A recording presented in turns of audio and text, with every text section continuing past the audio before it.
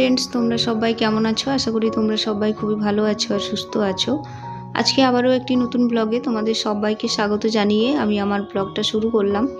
আর এখন বাজে ঘড়ির কাঁটায় ওই সকাল 6টা মতো। তো সকাল 6টা থেকেই আমি আমার ব্লগটা শুরু করলাম।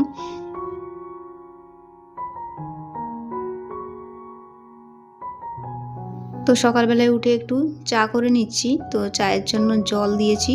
আর আজকে না মিছরি দিয়ে চাটা করছি, চিনি দিইনি। কেন বলো তো? চিনিটা দেখলাম যে সকালবেলায় কি হয়েছে জানো, চিনি আর পাউডার দুধ দুটোই দেখলাম যে সে ভাম বেড়ালগুলো হয় ওগুলো এসেছিল, মানে খোলা আছে, খেয়েছে, ফেলেছে, নষ্ট করেছে।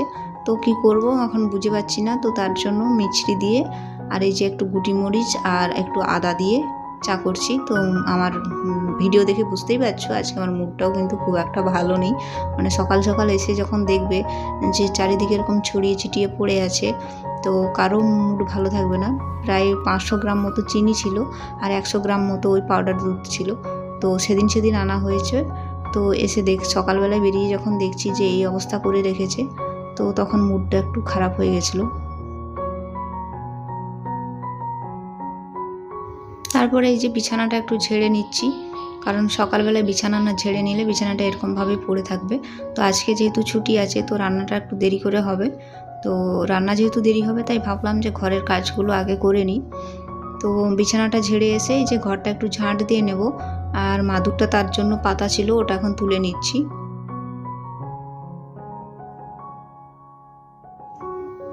আর প্রচুর পরিমাণে গরমটা বাড়ছে, রোদ বাড়ছে। তো তার জন্য সকাল সকাল উঠে সকাল সকাল কাজগুলো করে নিলে নিজেরও ভালো লাগে। আর আমাদের বারান্দাটা, মানে বাইরে যেখানে রান্নাটা করি, ওখানটা হচ্ছে টিনের ছাউনি। তো টিনের ছাউনি থাকার জন্য ওই জায়গাটা কিন্তু প্রচুর গরম হয়। তো তার জন্যই রান্নাটাও আমাকে খুব তাড়াতাড়ি করতে হবে। তো তার আগে যে আমার হাজব্যান্ড যেহেতু বাজারে গেছে, তো আজকে একটু চিকেন রান্না হবে। তো যেহেতু সে বাজারে গেছে, তার জন্য আমি ঘরটা ওই সময় ফাঁকে ঝেড়ে নিচ্ছি আর কি, ঝেড়ে ঝাঁটপাট দিয়ে নিচ্ছি। তো এগুলো তো করতে হবে। তো এই কাজটা আমার এগিয়ে থাকলো।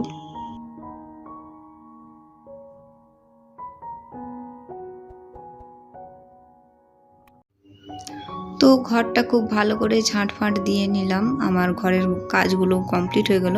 এরপরে কি বলতো, কিছু জামা কাপড় ছিল যেগুলো কি বলতো কাচা হয়েছে কিন্তু গোছানো হয়নি।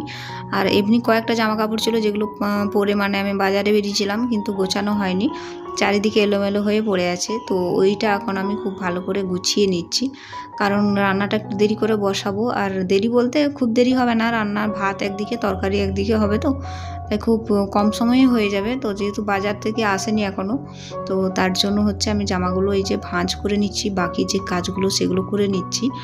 আর দুপুর 11টার মধ্যে আমি যেহেতু কাজটা আমার কমপ্লিট করে নিই, তাহলে কি বলতো সুবিধা হয়, গরমটা একটু কম থাকে। আর স্নান খাওয়াটাও টাইমের মতো করতে পারি।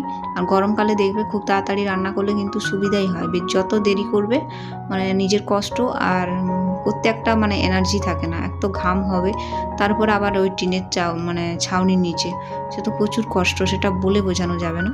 তারপরে এই যে দেখো এগুলো রেখে দিলাম এই শোকেসের মধ্যে।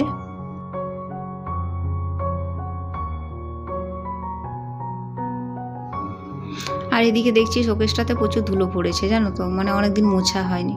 তো ভাবলাম যে যেহেতু ফাঁকা আছি, তাই ওগুলো একটু ভালো করে ক্লিন করে নিই, কারণ রান্না করতে তো খুব একটা টাইম লাগবে না। আমি মশলা কিন্তু করে রেখে দিয়েছি।